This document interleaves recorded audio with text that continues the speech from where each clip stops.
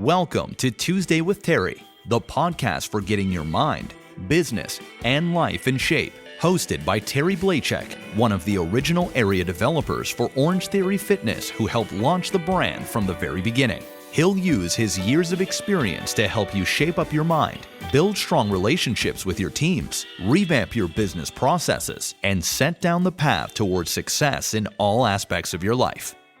Good morning and welcome to another episode of Tuesday with Terry. It's great to be here, and hopefully you've been tuning in the last few weeks and have gotten some good tips, some pocket full of ideas that you can use in your daily life, in your work life, and are enjoying the podcast. Today, I wanted to ask you a question. We're going to talk a little bit about sales, and I haven't really spoken about that, but I love to talk about sales. But if you are in business, or you're a business for yourself, or you're working for a company, if your business could talk to you today, what would it tell you?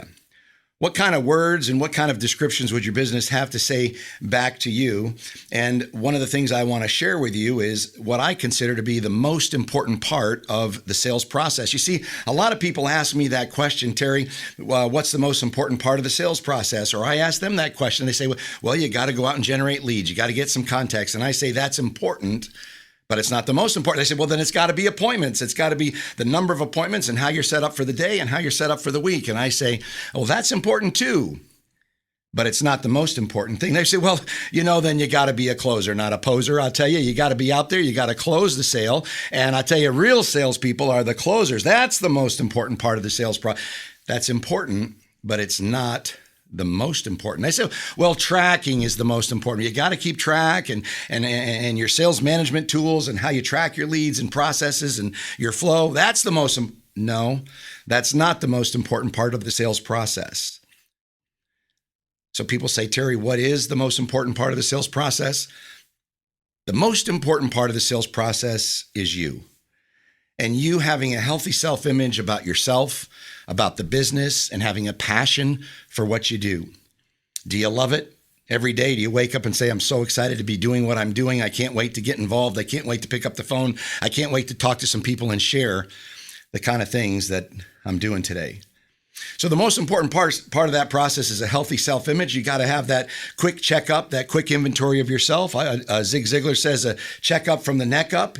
And he says you can't have that stinking thinking. You got to have the right mindset. You see, a healthy self-image starts with the basics, and you got to make that list. Remember, I talked about that a few weeks ago, the gratitude list. Every single day, you've got to put a list together of the things that are going well in your life, the things that are going good in your life. Remind yourself constantly, flood your mind with the pure, the positive, the good stuff. But you got to do that. You got to choose the right people to be around. I've talked about that a little bit.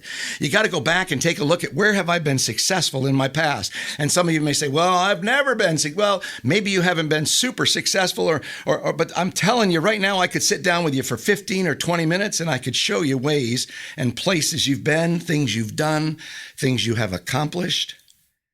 You've been successful in your past. You've got to remind yourself that you have had some success. You never see failure as failure. You only see failure as a learning experience and how to do it better. First part that I want to share with you about being successful in selling is you are the most important part of that process. The sale doesn't happen unless you got your head right. Number two is you've got to make a friend. I learned a long time ago that you have to take a sincere interest in people. People don't care how much you know until they know how much you care. I'm sure you've heard that before, but it's true. You got to figure out how to make a friend. You've got to be friendly. I talked about that in one of my previous podcasts. You've got to have enthusiasm. You cannot light a fire with a wet match. You've got to learn. Number three is increase your enthusiasm. Double your enthusiasm. You will double your sales. If you're not making appointments, it's because nobody wants to talk to you. You don't have anything good to say. You don't have the right script to say. You've got to double your enthusiasm. Number four is remember that when you're selling, you've got to get into alignment and you've got to get into an agreement with other people. And so you say, what does that mean? There's always objections. There's always obstacles. I read a quote this morning that the bumpy road many times takes you to beautiful places.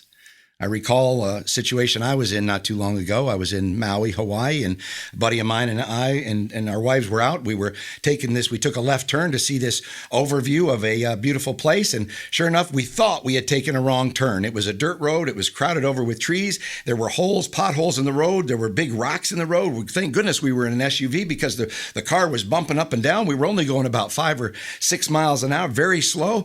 And it went for about 2.5, 3 miles.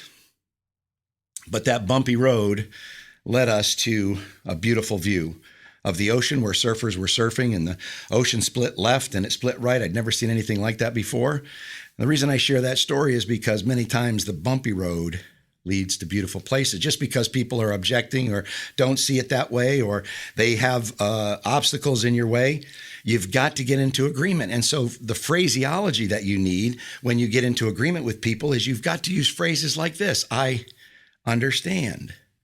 No problem. Well, you're right. I was thinking that too. I'm with you. I want to try and make that happen for you. All of those are 5 or 6 phrases that when somebody brings up an obstacle or an objection, those words need to come out of your mouth, because those are the bridge to the future.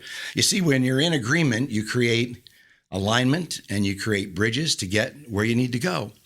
But when someone has an obstacle and you kind of get frustrated with that, and you put up a little bit of a defense, then what happens is you're building a wall. You want to take the walls down and get to the bridges. That's where the sale happens. Number 5 is you need to be thinking about how to give people choices. Jeffrey Gitomer says people hate to be sold, but they love to buy. I agree with that 100%. So how do you give people choices? The way you give people choices is you have to create options. And every business is a little bit different. Yours probably is different than mine, but in the fitness business, we try to get folks to come in and try out our program or our class or our sessions. And so we use options like, would you like to do that today, or would tomorrow be better? Would you like to do that in the morning, in the afternoon, or the evening? Can we get you in at 6:15, or would 7:45 work a little bit better for you? What we're talking about is giving people choices. At the end of the day, you don't care whether they buy the red pen or they buy the blue pen, as long as they're buying the pen. So stay away from those yes and no questions. Would you like to buy the pen? That's the wrong question. You want to be asking, would you like to buy the red pen or the blue pen? We do that in our pricing model. We give people options. We give them the high price option, the unlimited membership, or we give them the low price option. And we ask them which one of those would best fit your budget, Mrs. Jones, or whatever the person is we're talking to. Create those boundaries, but I got to remind you, is people love to buy, but they hate to be sold. How do you do that? You got to give them options. Next one I want to remind you is that in the sales process, a lot of times we get all caught up in the details and the technical parts of everything. But I want to remind you that when you start the sales process, what you're really looking for is how do you help somebody solve a problem? What's the problem that people are facing? And so in the health and fitness business, we would say, well, a lot of people join health clubs to lose weight. That's not always the reason. It is a good reason. People want to look better and they want to feel better. And so we help them solve that problem of losing the weight. How do they feel better? You have more energy. You've got the endorphins. We know about that in the health and fitness side of things. But how do you help them solve a problem? There are some people that have physiological issues, and their blood pressure is too high, or their cholesterol is too high, or they're experiencing early onset diabetes. How do you help them solve that problem? Is we know that exercise can help solve that problem. Some people are new into town and they're new into the city that they just moved in. And so how can you help them solve that problem? You can get them involved in a smaller community, or you can help them with some of their social issues, and not social issues, but really increase their social network by introducing them to other members, other people in the fitness business.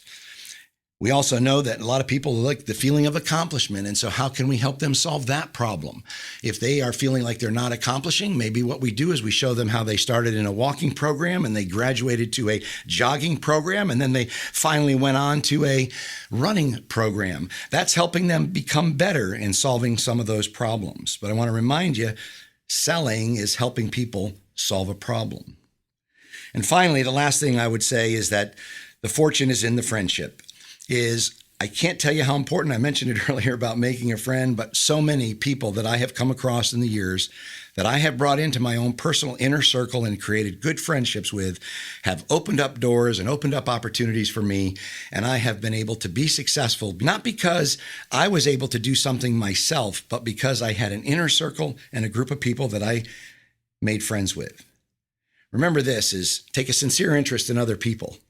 And when you do that, the sales will start to happen faster than you ever thought they could.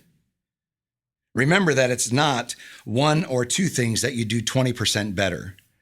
What it is, it's about 20 things that you're going to have to focus on that you do 1 or 2% better.